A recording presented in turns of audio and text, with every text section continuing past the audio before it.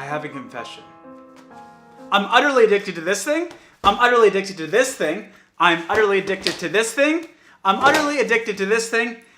What am I going to do if I don't have these things at my disposal come race day? What is going to happen?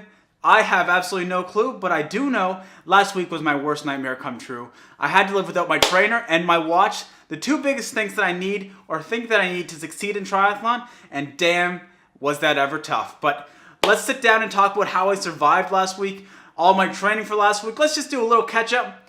So let's get into it. No clue why I said let's go, because man, I'm staying right here. It's comfortable, good lighting. The wall is white. This is perfect. Anyway, let's get into it. Last week, training roundup. Wednesday, I did a 1500 meter swim, 33 minutes, nice and light. Did my first snorkel band pole swim. If you guys don't know what that is, well, here's a picture of me in it right here. Pretty good looking, I know. Thursday, we did a run. It was a hill sprint repeat, so 6 times 8 seconds up the hill, 90-second easy jog down, 5-minute warm-up, 5-minute cool down.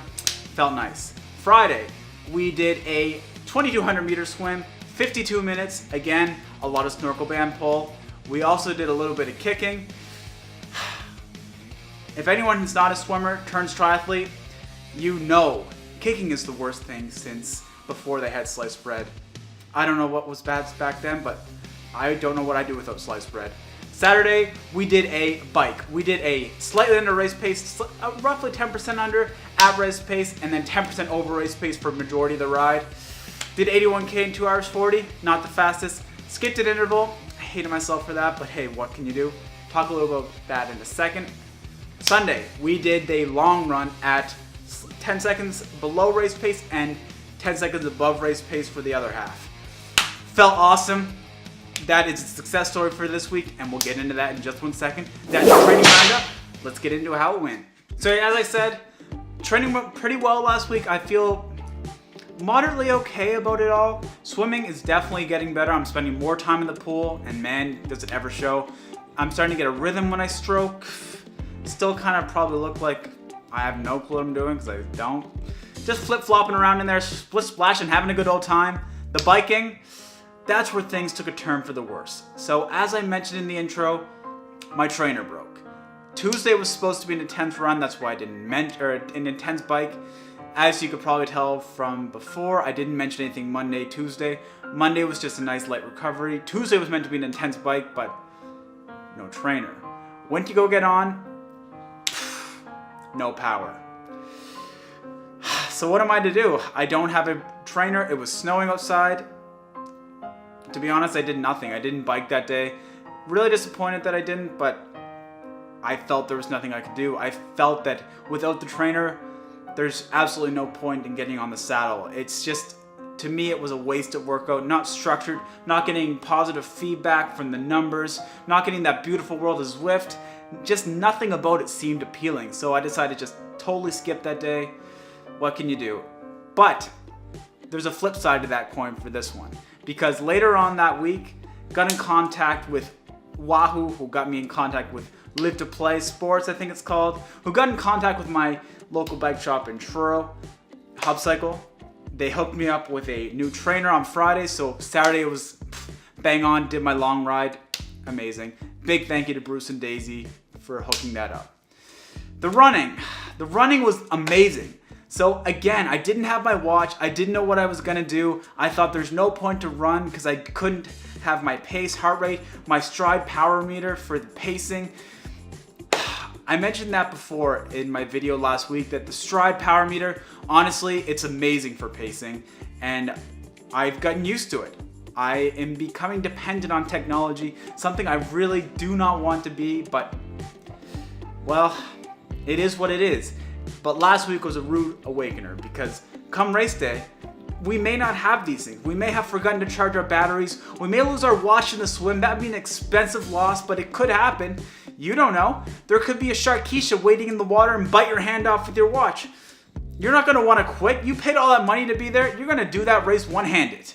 So what do we do if we don't have these pieces of technology to help us keep our pacing, to monitor our heart rate, our power, our maps if you have a special fancy unit? Well, we're gonna have to revert to the Stone Ages of 1990, 1980.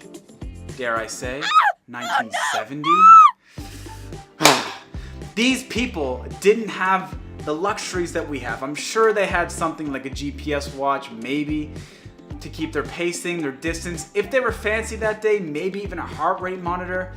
I don't know. But speaking from personal experience, I absolutely do know that I've become dependent on my gadgets, as was clearly evident from last week, where I had a pretty much mental breakdown of not wanting to train, not wanting to do anything because I didn't have these luxuries at my disposal. I've become so used to having these things, to making my training feel comfortable and tricking my brain into thinking that these are what is making my training purposeful by looking at these numbers, not actually going out and training and enjoying the process. Looking at data, I've become a data monkey. What can I say? And last week really made it clear that I need to spend at least one day a week of training just doing it by feel, so that come race day, if these things happen, I don't have a complete and utter meltdown. I really don't feel that I'm alone on this. I feel that most triathletes are very obsessed with gear, and why wouldn't you be? It's amazing to have these new cool bikes, these power meters, these trainers that control when you go up and down a hill in a virtual world, the beautiful rolling hills of Watopia, the volcanoes, the birds, the people in that surroundings. Everything about this technology gets me amped up and pumped, and one of the reasons why I love this sport so much. But we need to have a little nugget in our back pocket for when these things go south on race day. We need to be able to run and bike and swim without looking down at our pacing and our heart rate. We just need to know inside our chest how fast this puppy's working, right? So we can pace ourselves just based off the feel of our muscles, our lungs, our breath.